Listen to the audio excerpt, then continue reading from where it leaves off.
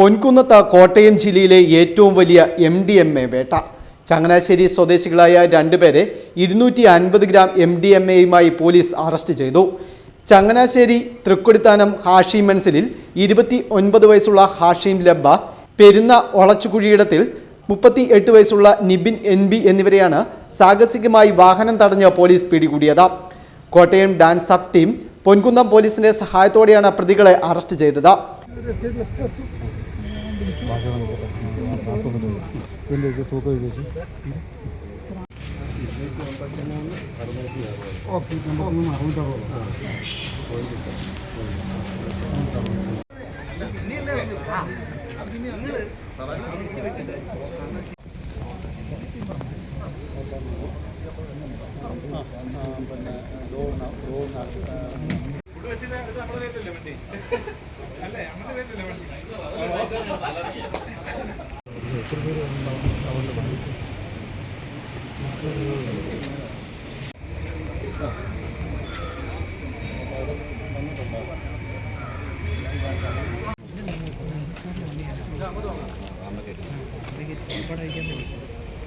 രഹസ്യവിവരത്തിന്റെ അടിസ്ഥാനത്തിൽ പൊൻകുന്നം ഗവൺമെന്റ് സ്കൂളിന് സമീപം വെച്ച് പ്രതികൾ സഞ്ചരിച്ചിരുന്ന വാഹനം പോലീസ് തടയുകയായിരുന്നു.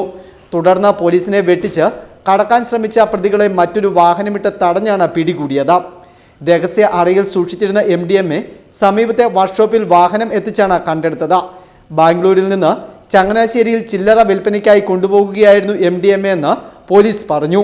ഇതിന് വിപണിയിൽ ലക്ഷക്കണക്കിന് രൂപ വില വരുന്നതാണ്. പിടിയിലായ പ്രതികളിൽ നിബിൻ മറ്റൊരു കഞ്ചാവ് കേസിലും അടിപിടി കേസിലും പ്രതിയാണ്. Festoon news, Kanjirappally.